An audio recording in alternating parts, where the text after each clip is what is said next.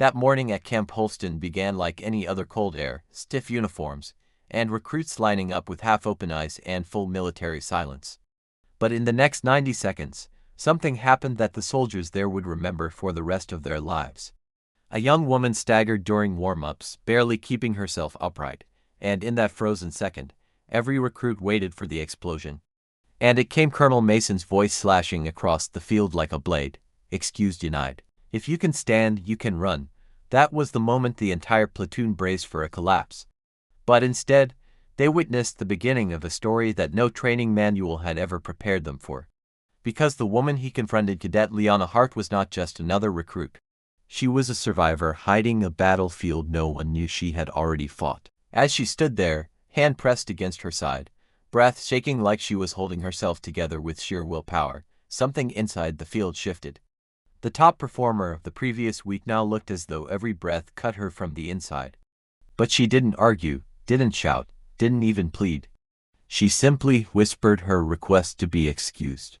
And in that whisper was a truth that no one understood yet. What unfolded next revealed the kind of strength that destroys stereotypes, rewrites definitions of courage, and shows exactly how a woman can change the course of her own story. And the hearts of everyone watching. Because when Cadet Liana removed her coat slowly, hesitantly, bravely, the truth carved across her skin exposed far more than a wound. It exposed a past, a sacrifice, and a resilience so powerful it silenced even the coldest man on that field. This is the story of a woman who didn't raise her voice to prove her strength, she revealed her scars. And in doing so, she changed every soldier standing before her. Starting with the colonel who had once believed pain was weakness, until he met someone who carried hers like a badge of honor. When Liana stood on that frost-covered field, nobody understood why the strongest cadet in the platoon suddenly moved like her body was made of glass. For weeks she had outrun, outlifted, and outperformed every recruit, male or female, without ever asking for special treatment. To them, she was the kind of woman born for uniform and discipline. But today her steps were slow, her breath sharp, her hand pressed against her left side like she was holding in more than pain. The platoon exchanged unsure glances, whispering theories, but none dared speak aloud. Only Mason stepped closer, misreading her silence as defiance. His voice carried the weight of a man trained to crush excuses. "State your reason." Liana's answer was quiet but steady, a whisper dragged from a storm she had been carrying alone. Her simple request to be excused was the crack in the armor that revealed something far deeper than fatigue. Colonel Mason had broken hundreds of recruits before, but never had he been challenged by silence. Liana's silence. When she didn't rush to obey, he moved toward her with fiery authority, demanding she remove her coat if she truly believed she could not run. The field held its breath as she slowly unbuttoned the uniform, fingers trembling with something that wasn't fear but truth. And when the coat fell open, everything stopped. Her undershirt, soaked from morning frost, clung tightly to her frame, and just under her ribs the scar emerged, a deep, violent, curved wound that had no place on the body of a new recruit. Medics froze. Recruits gasped, even Mason's breath caught in his throat. That scar wasn't old, it wasn't faded. It was fresh, raw, and angry like the memory it represented. In that moment, Mason realized he had misjudged her, not as weak, but as extraordinary. Liana lifted a hand, touching the scar with familiarity, almost tenderness. "This," she said softly, "is why I can't run today." The colonel, for the first time in years, found himself asking, not commanding, "Where did you get that?" Her answer shook the ground more than any grenade. "Mission Alpha 9, Red Valley. The extraction gone wrong." The shrapnel that tore through her when she dragged a wounded soldier out of an explosion zone. Mason remembered the reports, no survivors from that medic unit.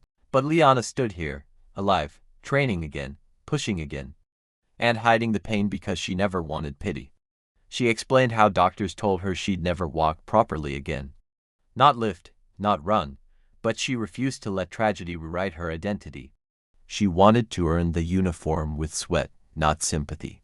For the recruits around her, this wasn't a story, it was a revelation. Strength didn't always roar. Sometimes it whispered. Something changed in Colonel Mason's eyes, something his soldiers had never seen before. Not anger, not dominance, but respect. For years he believed pain hardened a soldier, but Liana showed him pain could also humble one. He cleared his throat, struggling to fit authority and humanity in the same sentence. "Cadet Hart," he said, voice softened by truth, "why didn't you tell anyone?"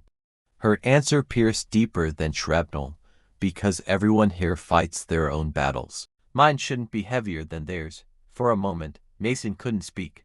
He looked at the recruits, the men and women who judged each other silently every day, and realized Liana had just taught them the lesson he never could. The battlefield isn't always out there. Sometimes it's inside the body you're forcing to keep moving.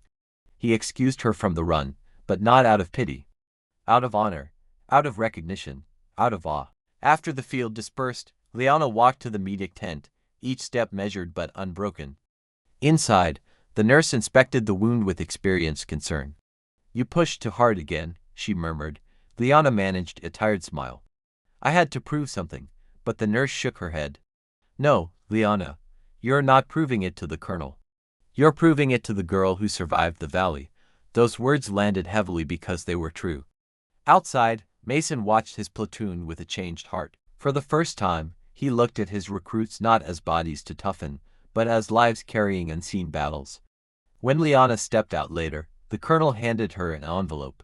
Inside was a commendation letter and a line in his handwriting: "Your scars are not excuses. They are evidence of your courage." For the first time since Red Valley, Liana believed it. And so did everyone who saw her that day. When the day ended and the training field fell quiet, the cold morning that began with tension became the moment everyone would remember for years. A morning when a woman as courage wrote the meaning of strength for an entire platoon.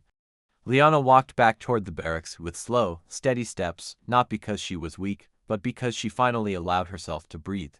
Her scar didn't make her fragile, it made her living proof that survival itself is a form of victory. Even Colonel Mason, the man carved from stone, watched her with a different kind of respect, the kind earned by truth, not performance. And somewhere deep inside, Liana felt something shift, something heal, the understanding that pain doesn't diminish a soldier. It reveals one. Her story became more than a moment on a cold field. It became a message that real strength isn't loud, perfect, or unbroken. Real strength is a woman who keeps walking, even when the world expects her to fall.